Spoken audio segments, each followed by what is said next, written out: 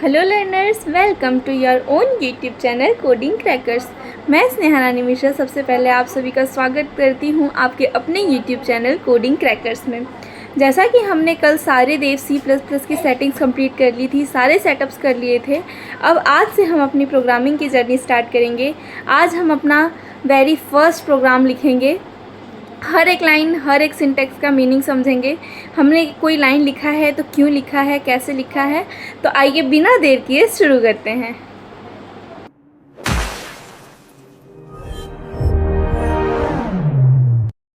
So guys, चलिए start करते हैं। जैसा कि मैंने आपको कल देव C++ का एक ऐप डाउनलोड करवाया था, ये वाला, जहाँ पे हम प्रोग्रामिंग करने वाले हैं। तो सबसे पहले हम इस प्लेटफॉर्म को ओपन करेंगे, देव C++।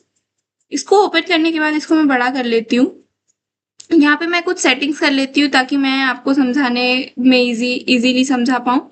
यहाँ पे मैं साइड में एक नोटपैड ओपन कर रही हूँ ताकि मुझे जो भी समझाना होगा मैं यहाँ पे टाइप करके आप लोगों को समझा पाऊंगी। देव C++ की स्क्रीन में थोड़ी बड़ी कर लेती हूँ। यहाँ पे सबसे पहले हमें एक न्यू पेज ओपन करना है। फाइल पे जाके, न्यू पे जाके सोर्स फाइल या फिर Ctrl+N करके डायरेक्टली हम न्यू फाइल ओपन कर सकते हैं। यहाँ आ गए हैं हम पेज पे। आई होप कि आप सभी को स्क्रीन विजिबल होगी। यहाँ पे हम आज अपना सबसे पहला प्रोग्राम लिखेंगे सी लैंग्वेज का। स्टेप बाय स्टेप लिखेंगे और हर एक लाइन का मतलब समझेंगे। सबसे पहले सिंटैक्स की बात कर लेते हैं। सी लैंग्वेज में जो सिंटैक्स होता है वो मैं आपको बताती हूँ, कैसे हम किस फॉर्मेट में प्रोग्राम को लिखते हैं, कोड को लिखते हैं। सबसे पहले हम लिखते हैं हैश का सिंबल लगाते हैं और यहाँ लिखते हैं इंक्लूड। यहाँ पे हम ये साइन लगाएंगे और इस साइन के अंदर लिखेंगे stdio.h। ये जो होती है, ये हमारी हेडर फाइल होती है। हेडर फाइल का शॉर्ट फॉर्म में हम इसको h लिखते हैं, इसलिए हमने यहाँ पे डॉट लगा के h लिखा है। stdio का फुल फॉर्म होता है स्टैंडर्ड इनपुट आउटपुट। यहाँ पे हम बहुत सारी चीजें इनपुट लेंगे, यूजर से इनपुट लेंगे। कोई भी काम करवाना है कंप्यूटर से तो हमें पहले यूजर इनपुट देगा, तभी तो वो काम करवा पाएगा। यहाँ पे इनपुट लेंगे और देन काम करने के बाद कंप्यूटर हमें कुछ ना कुछ आउटपुट देगा। तो ये जो stdio.h लिखा है, इसका फुल फॉर्म यही है। h हेडर फाइल के लिए यूज हुआ है। stdio means standard input output. इसके बाद हम इंक्लूड करने के लिए लिखते हैं कि हमने जो हेडर फाइल इंक्लूड की है वो किस चीज की है, सी लैंग्वेज की है, स्टैंडर्ड इनपुट आउटपुट की हेडर फाइल है। हमें हेडर फाइल का यूज क्या होता है? हेडर फाइल का यूज होता है कि हम जो इनपुट ले रहे हैं और जो आउटपुट दे रहा है हमें कंप्यूटर, वो बिल्कुल ये जो हेडर फाइल है यही सारा सिस्टम अरेंज करती है इनपुट और आउटपुट का। इसके बाद सिंटेक्स के नेक्स्ट लाइन में हमारा आता है void main लिखते हैं, लास्ट में 2 ब्रैकेट लगा देते हैं। void main का जो मतलब होता है वो ये होता है कि भविष्य में हम एक फंक्शन नाम का टॉपिक पढ़ेंगे।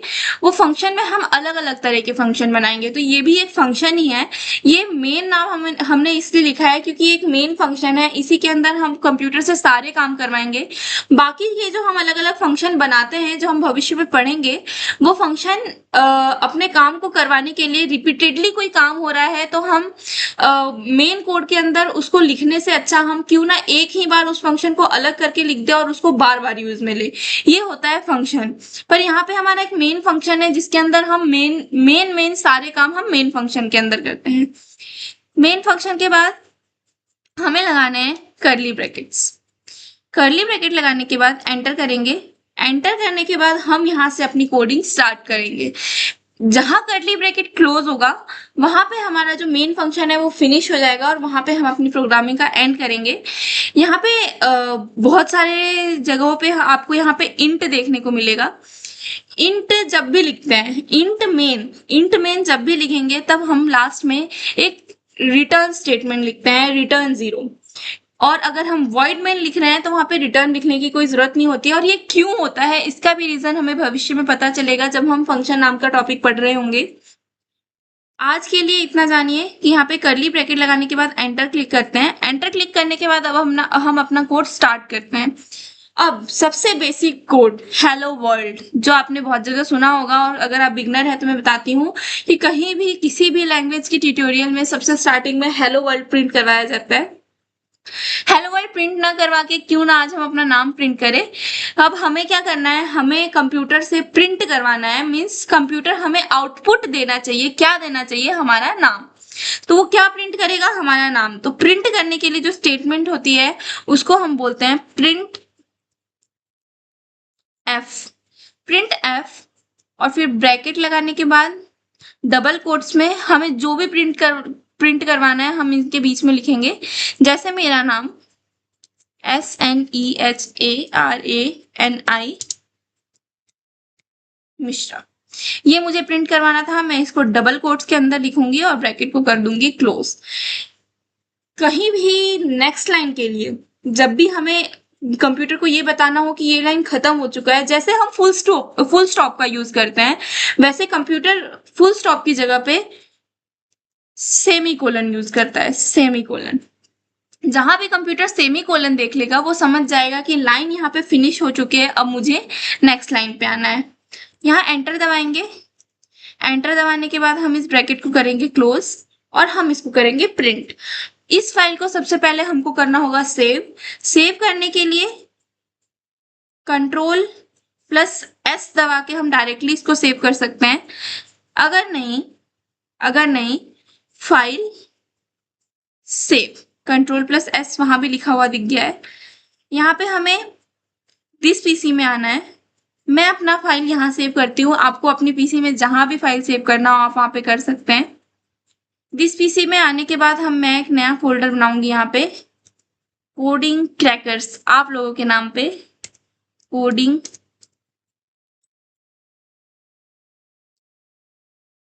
क्रैकर्स। इस फोल्डर के अंदर मैं आके यहाँ पे जो सेव एज टाइप दिख रहा है आपको, ये वाला जो ऐप है हमारा, ये जो प्लेटफॉर्म है, ये सिर्फ दो लैंग्वेज के लिए बना है, एक सी और एक C++। तो यहाँ पे ये C++ save as type C++, पर हम यहाँ सी की प्रोग्रामिंग कर रहे हैं तो हम इसको C++ से सी सोर्स फाइल पे सेट करेंगे और यहाँ पे हम कर देंगे जिस भी नाम से आपको अपना प्रोग्राम सेव करना हो। मैं यहाँ पे सेव कर रही हूँ स्नेहा नाम से।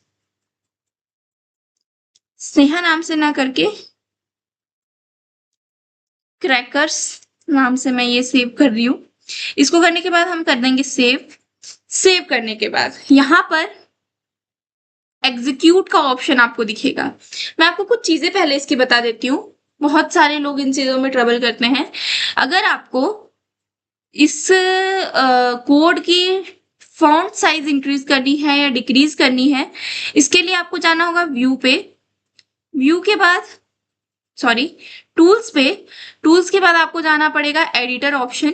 एडिटर ऑप्शन खोलने के बाद यहाँ पे आपको डिस्प्ले पे जाके यहाँ पे फॉन्ट दिख जाएगा, फॉन्ट कौन सा है और फॉन्ट साइज। मान लीजिए यहाँ पे मेरा 18 पे सेव है, अगर मैं इसको और बड़ा करना चाहूँ 20 पे कर दूं तो फॉन्ट साइज और ज्यादा इंक्रीज हो जाएगा, एज यू कैन सी। उसके बाद आपको और छोटी छोटी चीजें बता देती हूँ। अगर इस प्रोग्राम में कुछ एरर होगा तो हम वो एरर चेक कहाँ से करेंगे कि एरर आ क्या रही है। तो यहाँ व्यू पे क्लिक करेंगे। व्यू पे क्लिक करने के बाद यहाँ पे फ्लोटिंग रिपोर्ट विंडो यहाँ पे नीचे खुलेगा हमारे पास। इसको हम ऊपर खींच के लाएंगे। यहाँ पे जो है, अभी तो हमने प्रोग्राम रन ही नहीं किया है, तो जब भी हम प्रोग्राम रन करेंगे तो यहाँ पर हमारे पास जो भी एरर्स आएंगे वो यहाँ पे शो होने लगेंगे। इसके बाद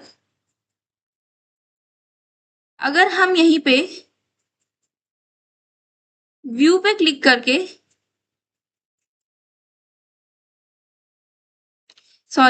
अगर हम अब हमको इस प्रोग्राम को सबसे पहले कंपाइल करना है। कंपाइल करने का मतलब ये होता है कि कंप्यूटर चेक करता है कि हमने जो प्रोग्राम लिखा है वो सही है, कोई सिंटैक्स एरर तो नहीं है, उसमें कुछ ऐसा तो हमने नहीं लिख दिया जो ऑलरेडी किसी भी जो कंप्यूटर की लैंग्वेज है, जो कंप्यूटर की कोडिंग है, उससे बाहर जा रहा है, ऐसा कुछ भी ना हो, इसको चेक करने के लिए हम सबसे पहले क्या करते हैं, एक प्रोग्राम को कंपाइल करते हैं। तो सॉरी फॉर डिस्ट्रीब्यूशन, थोड़ा सा टेक्निकल एरर आने की वजह से ये सब कुछ हुआ, रियली वेरी सॉरी। तो यहाँ पे हमने इतना कोड लिखा था यहाँ पे। एक्चुअली मैं आपको बताती हूँ कि मेरे इसमें प्रॉब्लम क्या आई थी, क्योंकि मेरा विंडो जो है वो विंडो 11 है, और वो जो सॉफ्टवेयर मैंने डाउनलोड किया था वो बहुत पुराना मॉडल 4.9 ऐसा करके कुछ था, तो वो मेरा सॉफ्टवेयर सपोर्ट नहीं कर रहा था। तो जो हमारा ये सॉफ्टवेयर है वो आपके पास कितना भी पुराना विंडो है 7, 8, 9 वो सभी पे सपोर्ट करेगा, बस आपको मॉडल चेक करना पड़ेगा। यहाँ पे जो मैंने अभी एक मॉडल डाउनलोड किया है, इसका आप देख सकते हैं 6.3 है, तो ये थोड़ा उससे एडवांस मॉडल है। ये बना है 8, 9 और 10 विंडो के लिए। 11 विंडो वाला मॉडल अभी आया नहीं है, आया भी होगा तो वो शायद पेड है, इसीलिए हम वहाँ पे उसको यूज नहीं कर रहे हैं, हम फ्री प्लेटफॉर्म यूज करेंगे। तो इतना कोड मैंने आपको पहले लिख के बता दिया था। इंक्लूड stdio.h मीन्स ये एक हेडर फाइल है, h means header file, studio stdio। stdio का फुल फॉर्म होता है स्टैंडर्ड इनपुट आउटपुट। ये जो हेडर फाइल होती है हम इसलिए यूज करते हैं ताकि हम कंप्यूटर को इनपुट दे सके और उससे कुछ आउटपुट ले सके। इंक्लूड मीन्स इंक्लूड मतलब हम एक हेडर फाइल इंक्लूड कर रहे हैं। अगर ये हेडर फाइल हटा देते हैं तो फिर जो कंप्यूटर है वो ना तो इनपुट ले पाएगा ना तो आउटपुट दे पाएगा। हर एक प्रोग्रामिंग लैंग्वेज की अपनी अपनी हेडर फाइल होती है, सबके लिए अलग हो जाता है, पर ये इंक्लूड हमेशा सेम सी और C++ में सेम रहता है, क्योंकि हम कोई ना कोई हेडर फाइल इंक्लूड करके ही उस पर वर्क करते हैं। अब आते हैं वॉइड मेन पे। वॉइड मेन जैसा कि मैंने बताया कि हम भविष्य में एक टॉपिक पढ़ेंगे फंक्शन, तो वो फंक्शन टॉपिक पढ़ने के बाद आपको बिल्कुल क्लियरली समझ आ जाएगा कि वॉइड मेन हम क्यों लिख रहे हैं, पर मैं यहाँ सिंपल वे में बता देती हूँ।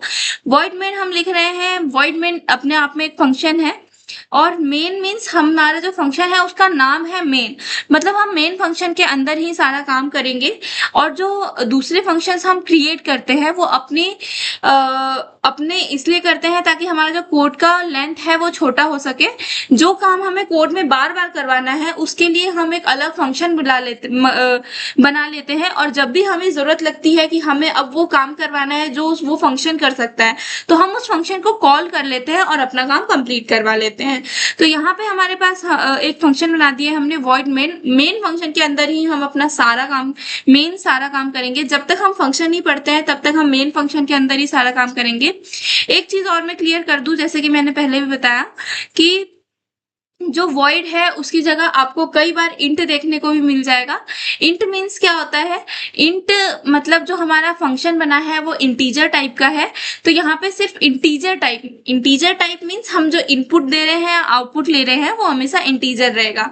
पर यहाँ मैं कुछ इंटीजर दे रही हूँ क्या, ये इंटीजर ले रही हूँ क्या, आप देख रहे होंगे कि मैं यहाँ कुछ इंटीजर नहीं ले रही हूँ, मेरे को आउटपुट कुछ इंटीजर नहीं मिल रहा है। इंटीजर की जगह क्या मिल रहा है, एक, इसको हम नेचुरली स्ट्रिंग बोलते हैं, या फिर आप बोल लो कि एक सेंटेंस या एक वर्ड मुझे आउटपुट में मिल रहा है, कोई नंबर नहीं मिल रहा है। Integer means number. तो यहाँ पे हम वॉइड मेन इसलिए यूज करते हैं, और जब भी हम इंट यूज करते हैं तो हमें एक लास्ट में, प्रोग्रामिंग के लास्ट में कर्ली ब्रैकेट क्लोज करने से पहले एक रिटर्न स्टेटमेंट लिखनी पड़ती है, जिसमें हमारा जो आउटपुट आता है, फाइनल आउटपुट आता है, वो वापस किसके पास जाता है, मेन फंक्शन के पास, ताकि वो हमें रिटर्न कर सके। क्या रिटर्न कर सके, आउटपुट रिटर्न कर सके। अब यहाँ पे मैंने प्रिंटफ कर्ली ब्रैकेट लगाया, कर्ली ब्रैकेट लगाने के बाद एक प्रिंटफ वाली स्टेटमेंट लिखी है। प्रिंटफ क्या करता है, फंक्शन को प्रिंट करता है। जो भी मतलब ब्रैकेट के बाद मैंने सेमीकोलन लगाया है, सेमीकोलन बोल रही हूँ, डबल कोट्स लगाया है, और उसके अंदर मैंने जो भी प्रिंट करना है वो लिख दिया है। यहाँ पे मैंने अपना नाम प्रिंट किया है। आप हेलो वर्ल्ड प्रिंट कर सकते हैं, जहां भी आप पढ़िएगा आपको सबसे पहले हेलो वर्ल्ड प्रिंट करना ही सिखाया जाएगा, पर यहाँ पे मैं आपको मतलब अपना नाम प्रिंट करना सिखा रही हूँ। तो आप अपना नाम यहाँ पे जो भी हेलो वर्ल्ड प्रिंट करना है आप यहाँ पे हेलो वर्ल्ड टाइप कर लीजिए। इसके बाद अब आपको करना है प्रोग्राम को कंपाइल करना, मतलब भी मैं आपको बता चुकी हूँ कि कंपाइल करना मीन्स कंप्यूटर चेक करता है कि हमने जो प्रोग्राम लिखा है उसमें कोई सिंटैक्स एरर तो नहीं है। सिंटैक्स एरर मीन्स यहाँ पे हमने जो भी प्रोग्राम लिखा है वो कहीं हमने अपने भाषा में तो नहीं लिख दी ऐसा कि मतलब कंप्यूटर उस भाषा को समझ पा रहा है, जहां भी उसको ऐसा लगेगा कि ये चीज तो मेरे डिक्शनरी में नहीं है, तो वो वहां पे हमें एरर प्रोवाइड कर देगा। तो यहाँ पे हमने ये प्रोग्राम लिखा है। मान लीजिए मैं यहाँ से सेमी कोलन बताना भूल गई मैं वापस। सेमी कोलन जो होता है वो as a full stop work करता है। जहां भी सेमी कोलन लग गया मीन्स वहां पे कंप्यूटर की लैंग्वेज में वहां पे फुल स्टॉप लग गया, मतलब अब उसे लाइन चेंज कर देनी है। अगर मैं यहाँ से पहले आपको इसको कंपाइल करके दिखाती हूँ। एग्जीक्यूट पे जाएंगे और कंपाइल पे जाएंगे। डायरेक्ट F9 करके भी कंपाइल कर सकते हैं। अब हमारा जो प्रोग्राम है वो कंपाइल हो चुका है। अब हम करेंगे रन करने के लिए डायरेक्ट F10 भी दबा सकते हैं। और आगे से ये तो बिल्कुल बेसिक या फिर स्टार्टिंग है, इसलिए मैं आपको बता रही हूँ कि कंपाइल पहले होता है देन रन होता है। बिना कंपाइल किए हम फंक्शन को रन नहीं कर सकते, प्रोग्राम को रन नहीं कर सकते। और आगे से हम क्या करेंगे, डायरेक्टली F11 बटन प्रेस करेंगे और हमारा फंक्शन जो है वो पहले कंपाइल होगा ऑटोमेटिकली और ऑटोमेटिकली रन होगा। यहाँ पे आपको सिखाने के लिए मैं एक बार करके दिखा रही थी। कंपाइल कर चुके हैं हम अपना प्रोग्राम। अब यहाँ पे करते हैं हम अपना प्रोग्राम रन करने के बाद आपको दिख रहा होगा हमारे स्क्रीन पे मेरा नाम स्नेहा रानी मिश्रा प्रिंट होता हुआ दिख रहा है।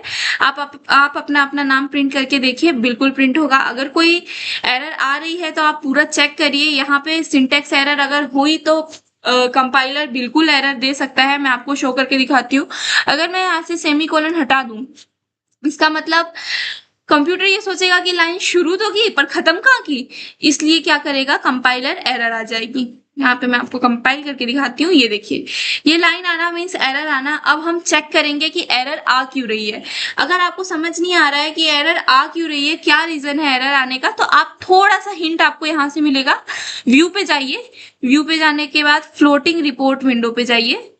फ्लोटिंग रिपोर्ट विंडो पे जाने के बाद यहाँ पे आपके पास एक फ्लोटिंग रिपोर्ट विंडो आएगा। यहाँ पे देख सकते हैं आप, यहाँ पे हमें दिख रहा है एक्सपेक्टेड सेमी कोलन बिफोर करली ब्रैकेट इज क्लोज्ड। हम ये क्या बोल रहा है कि करली ब्रैकेट क्लोज करने से पहले एक सेमी कोलन ये एक्सेप्ट कर रहा था। तो मैं यहाँ पे एक सेमी कोलन लगा देती हूँ। अब मैं वापस से आपके सामने कंपाइल करती हूँ। अभी कोई एरर नहीं देगा और फिर अब मैं करूंगी इसको रन। देख सकते हैं बिल्कुल हमारा प्रोग्राम रन हो रहा है। अब मैं डायरेक्ट F11 प्रेस करके आपको प्रोग्राम रन करके दिखाती हूँ। मैं यहाँ पे F11 प्रेस कर रही हूँ, F11 प्रेस कर रही हूँ। Let me show you.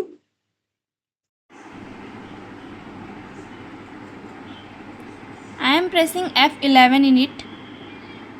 Let's see, F11 print press करते ही यहाँ पे मेरे पास मेरा नाम प्रिंट हो चुका है। नाउ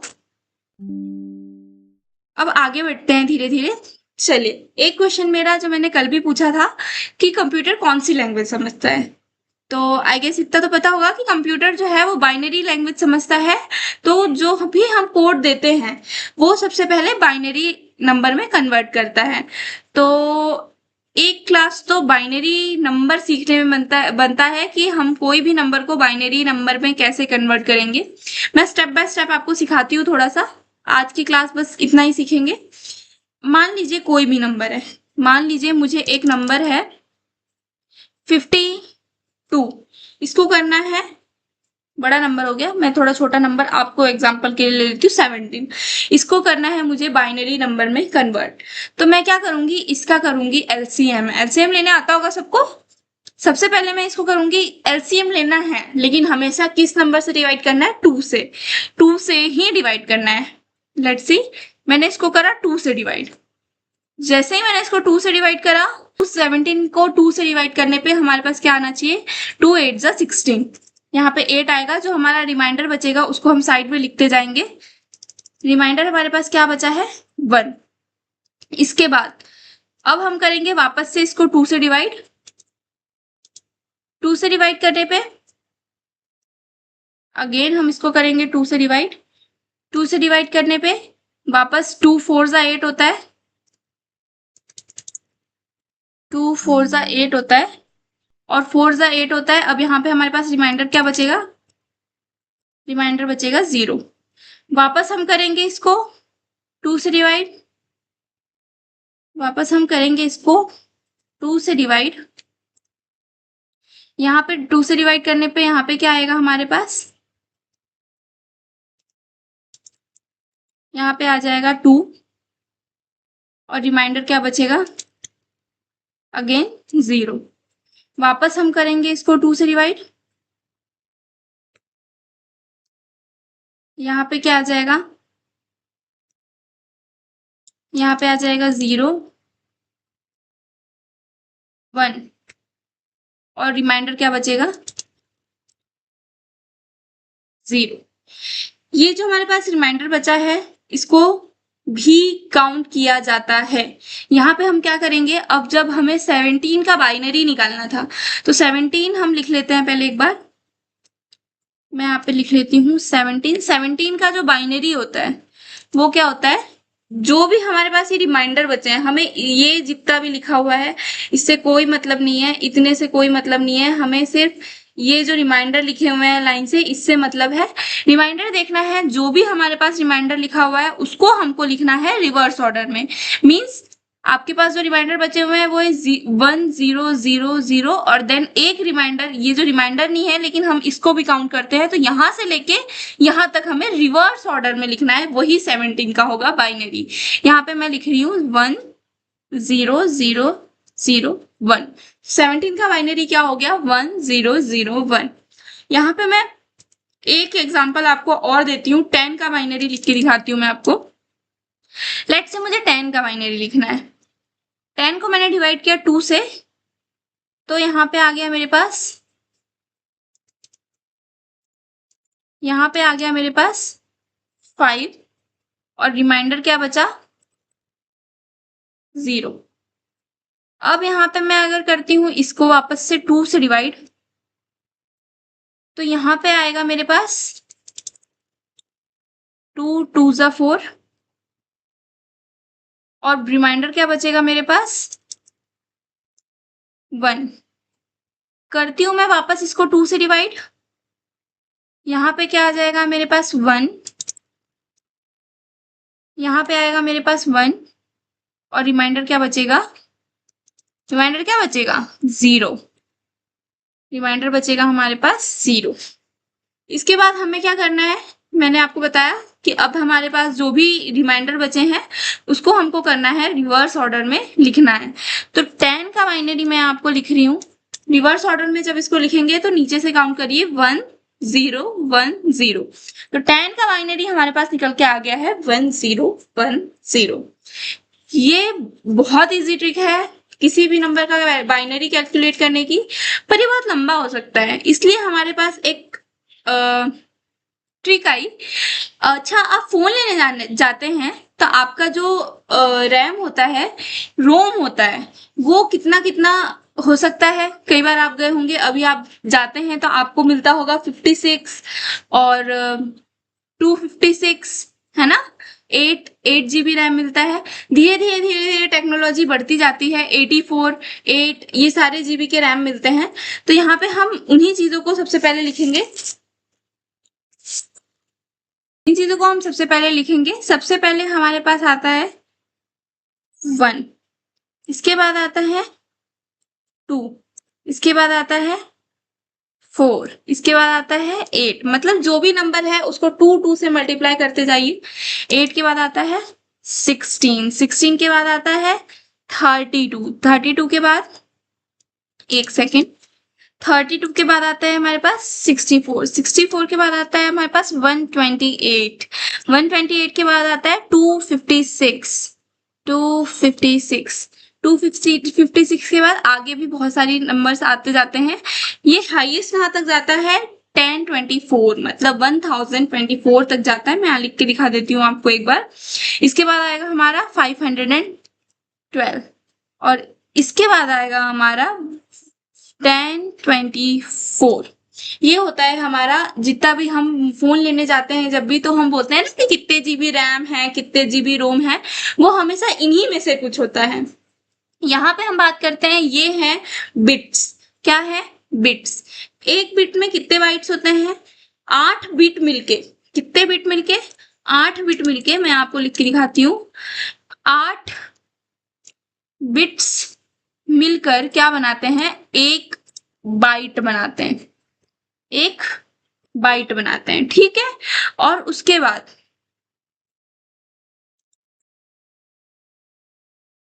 इसके बाद 1024 बिट्स मिलके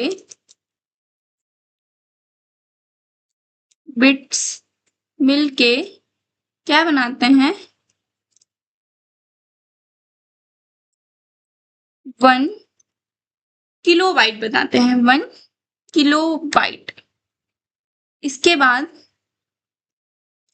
मैं बोल के बता देती हूँ, 1024 किलोबाइट मिलके 1 मेगाबाइट बनाते हैं, 1024 मेगाबाइट मिलके 1 गीगाबाइट बनाते हैं, 1024 गीगाबाइट मिलके 1 टेराबाइट बनाते हैं। ऐसे ही चीजें बढ़ती जाती हैं। तो यहाँ पे हमारे पास जो ये है, ये हमें हेल्प करता है बाइनरी नंबर्स लिखने में। लेट अस से मुझे 54 का बाइनरी लिखना है, just a second. Let us से मुझे 54 का बाइनरी लिखना है, 54 का बाइनरी लिखने के लिए मैं ये चेक करूंगी कि किन नंबर्स को मिलाकर मेरा 54 कंप्लीट हो रहा है। अगर मैं 1 2 4 8 ऐसे लाइन से मिलाऊंगी, 54 तो मेरा कभी भी नहीं हो पाएगा।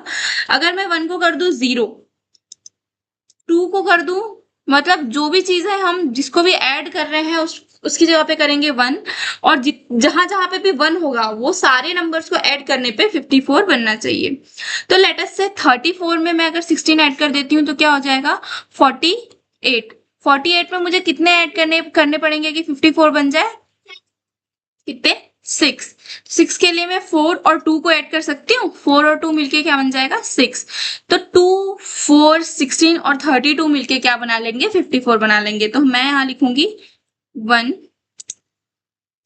1, यहाँ पे आएगा 0 क्योंकि मैं इसको ऐड नहीं कर रही हूँ, 16 को मैं ऐड कर रही हूँ मतलब 1, 34 को मैं ऐड कर रही हूँ मतलब 1, बाकी सब 0 0 0 0। यहाँ पे जो हमारे पास बाइनरी नंबर आया 54 का, वो क्या आया, हमें इसको करना है रिवर्स। 54 का बाइनरी होता है 1 1 0 1 1 0। ऐसे करके हम बाइनरी बहुत सारे नंबर्स के कैलकुलेट कर सकते हैं। अब मैं एक टास्क आपको देती हूँ, बनाइए 250 का बाइनरी। 250 का बाइनरी आप लोग मुझे बना के बताएंगे क्या होता है 250 का बाइनरी। अगर कोई डाउट आता है, कोई कंफ्यूजन आता है कैसे बनाना है, मैं आपको एक बार और बता देती हूँ। आपको सिर्फ उन्हीं नंबर्स के नीचे 1 लिखना है जिन नंबर को ऐड करने पे 250 बन जाए। एक ट्रिक बता देती हूँ मैं आपको, 250 जो है 256 से तो कम ही ऐड करने पे बनेगा, 128 लेके चलते हैं, 128 प्लस 64 कितना होगा, 128 प्लस 64 192। 192 के बाद हमें और कितने चाहिए, 58 और चाहिए, 58 चाहिए। आप उसके आगे वाला भी ऐड करके देखो, 32 और ऐड कर दो। 58 में से 32 गया तो बचा 26, राइट, 26 बचा ना, हाँ 26 चाहिए अब हमें। 16 बचा है और ऐड कर दो, 16 को ऐड करोगे तो क्या हो जाएगा, कितना बचेगा, 26 में से अगर 16 चला गया 10 बचेगा, देन 10 और चाहिए हमें, तो 8 और 2 के नीचे 1 1 लिख दोगे तो हम मतलब आपको सबसे पहले तो जो भी नंबर मिला है उससे बड़ा तो छोड़ ही देना है, उससे छोटे पे वर्क करना है। उससे छोटे पे भी कैसे वर्क करना है, जो उससे छोटा सबसे बड़ा नंबर है, मींस जैसे 250 है, 250 से बड़ा मतलब 256 के आगे का तो छोड़ ही दो, 250 से छोटा सबसे बड़ा नंबर कौन सा है, 128। आप वहां से स्टार्ट करो और डिक्रीजिंग ऑर्डर में ऐड करो, आपका आंसर आएगा। अगर नहीं आता है तो आप मुझे कमेंट करिएगा, मैं आपको बताऊंगी कि कैसे करना है। कल के वीडियो में स्टार्टिंग ही मैं यहाँ से करूंगी कि इसको करना कैसे है। तो चलिए आज की वीडियो यहाँ पे एंड करते हैं क्योंकि बहुत लंबी वीडियो हो चुकी है ऑलरेडी। अब ये जो होमवर्क दिया है मैंने, ये बिल्कुल कंप्लीट करके लाइएगा। होमवर्क क्या, आपके प्रैक्टिस के लिए दिया है, मैं कौन होती हूँ होमवर्क देने वाली, मैं कोई टीचर नहीं हूँ। तो और कॉपरेट करिएगा, क्योंकि अगर आप बैठ के सिर्फ वीडियो देख रहे हैं तो ऐसे नहीं हो पाएगा, आपको कॉपी पेन लेके बैठना पड़ेगा तभी हो पाएगा। तो चलिए मिलते हैं कल की वीडियो में, तब तक के लिए बाय बाय।